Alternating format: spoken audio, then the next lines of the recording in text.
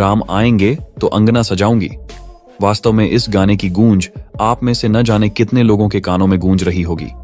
अयोध्या नगरी ही नहीं बल्कि पूरे देश में राम लल्ला के स्वागत की धूम मची हुई है। दोस्तों, अयोध्या में राम मंदिर बनकर तैयार हो चुका है और विराजमान होने की तारीख नजदीक आ रही है। और जैसे जैसे तारीख नजदीक आ रही है वैसे वैसे अयोध्या में चमत्कार बढ़ते जा रहे हैं। जैसे कि जामवंत अपनी सेना के साथ अयोध्या के रास्ते चल दिए हैं और जटायु भी अयोध्या पहुंच गए हैं। ये भी रामलल्ला के महोत्सव को देखना चाहते हैं। प्रभु श्री राम के प्राण प्रतिष्ठा से पहले अयोध्या में ऐसी अजीबोगरीब हैरान करने वाली घटनाएं देखने को मिल रही हैं, जिसे देखने के बाद हर कोई आश्चर्यचकित है और इन चमत्कारिक घटनाओं को प्रभु श्री राम के नाम से जोड़कर देखा जा रहा है। तो क्या है यह चमत्कार, जानेंगे आज की इस वीडियो में। दोस्तों, आगे बढ़ने से पहले अगर आप श्री राम के भक्त हैं तो इस वीडियो को लाइक करके कमेंट में लिखें जय श्री राम। मर्यादा पुरुषोत्तम भगवान श्री राम का भव्य मंदिर अब बनकर तैयार हो चुका है और प्रभु श्री राम के बाल स्वरूप यानी रामलला के प्राण प्रतिष्ठा का दिन नजदीक आता जा रहा है और सभी श्रद्धालु जन बेसब्री से 22 जनवरी का इंतजार कर रहे हैं, जब राम जन्मभूमि अयोध्या में प्रभु श्री राम की मूर्ति को स्थापित किया जाएगा। इसी के साथ करोड़ों भक्तजन इस दिन को दिवाली समारोह की तरह मना रहे हैं, अपने घरों में दीप प्रज्वलित करने के लिए तैयार है। अयोध्या में समारोह 22 जनवरी 2024 को होने वाला है। देश के कोने कोने से उत्साह की लहर सुनाई पड़ रही है। ऐसा लग रहा है मानो पूरा भारतवर्ष राम भक्ति में डूबने को तैयार है। केवल देश नहीं बल्कि विदेश में भी इसका उत्साह देखने को मिल रहा है। दोस्तों, भगवान श्री राम के भक्तों में इतना उत्साह है जिसे इस वीडियो में बयां करना भी बहुत मुश्किल है। प्रभु श्री राम की चर्चा दुनिया के कई देशों में हो रही है, क्योंकि जो कभी करोड़ों लोगों का सपना हुआ करता था वह सपना अब साकार होने जा रहा है। और जिस नक्काशी के साथ भगवान श्री राम का मंदिर बनाया गया है उसके आगे दुनिया के बड़े बड़े आर्किटेक्ट भी फीके पड़ जाते हैं। और जब से मंदिर निर्माण की फोटोज दुनिया ने देखी है तभी से केवल भगवान श्री राम की ही महिमा चारों तरफ दिख रही है। दोस्तों, भगवान श्री राम की मूर्ति बनाने के लिए देश के 3 प्रसिद्ध मूर्तिकारों को बुलाया गया था। इन तीनों मूर्तिकारों द्वारा बनाई गई मूर्तियों में से सिर्फ एक मूर्ति का चयन किया जाएगा। दरअसल यह सब कुछ राम जन्मभूमि ट्रस्ट की बैठक में तय किया जाएगा कि आखिर भगवान श्री राम की कौन सी मूर्ति मंदिर के गर्भगृह में रखी जानी है। बाद में भगवान श्री राम की मूर्ति की पूजा की जाएगी। अब दोस्तों, आपके दिमाग में भी सवाल उठ रहे होंगे कि भगवान श्री राम की इतनी खूबसूरत मूर्ति बनाने वाले वह 3 मूर्तिकार कौन है? आखिर इनके पास ऐसी कौन सी कला है जिसकी वजह से इन्हें भगवान श्री राम की मूर्ति बनाने के लिए लाया गया? दोस्तों, यह तीनों मूर्तिकार देश के अलग अलग जगह से अयोध्या पहुंचे हैं, जिसमें राजस्थान से सत्यनारायण पांडे, मैसूर के अरुण योगी राजशिल्पी और बेंगलुरु के चियल भट्ट हैं। बताया जा रहा है कि सत्यनारायण पांडे ने भगवान राम की श्वेत रथ की प्रतिमा बनाई है। वही मूर्तिकार अरुण योगी राज और जेल भट्ट ने श्याम रंग की प्रतिमा बनाई है। अब दोस्तों, आगे वीडियो में उन 3 मूर्तिकार के बारे में बताएं उससे पहले आप उस चमत्कार के बारे में भी जान लीजिए जो लगातार चर्चा का विषय बना हुआ है।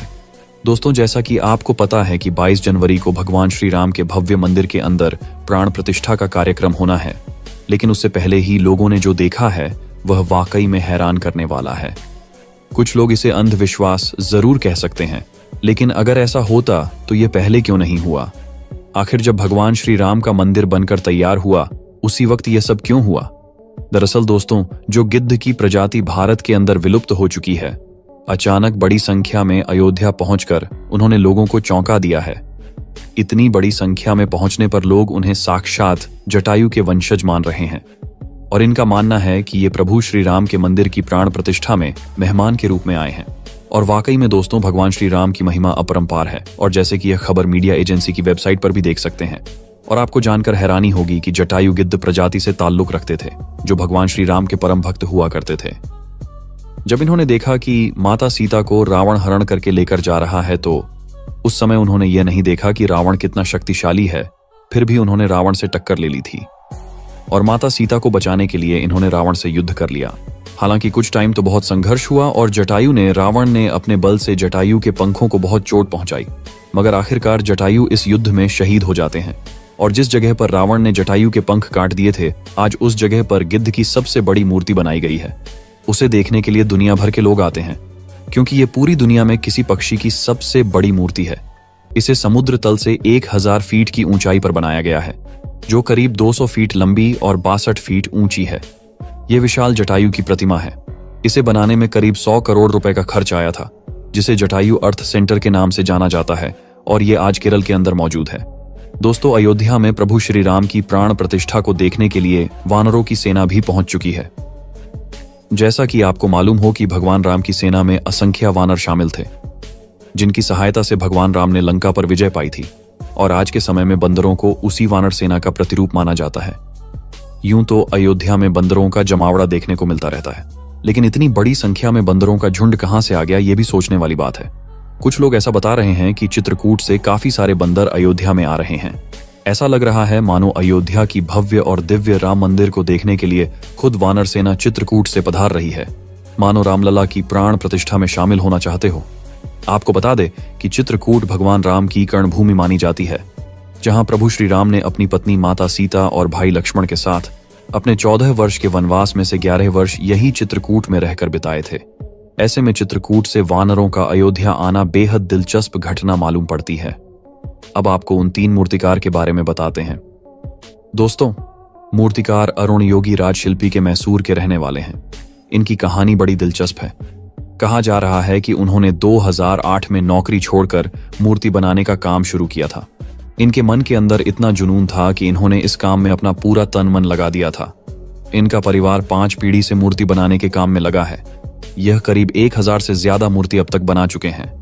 देश के कई प्रसिद्ध प्रतिमाएं इन्हीं के द्वारा बनाई गई हैं। इन्होंने केदारनाथ में आदि शंकराचार्य की मूर्ति बनाई थी। यहाँ तक कि अपने इंडिया गेट पर जो नेताजी की प्रतिमा स्थापित है, वह अरुण के द्वारा ही बनाई गई है। उनके काम को देखकर पीएम मोदी जी प्रभावित हो गए थे और उनकी पीएम ने तारीफ भी की थी। अरुण ने रामलला की श्याम मूर्ति बनाई है। इन्होंने 5 साल के रामबाल रूप को दर्शाया है। इस मूर्ति की लंबाई 51 इंच है।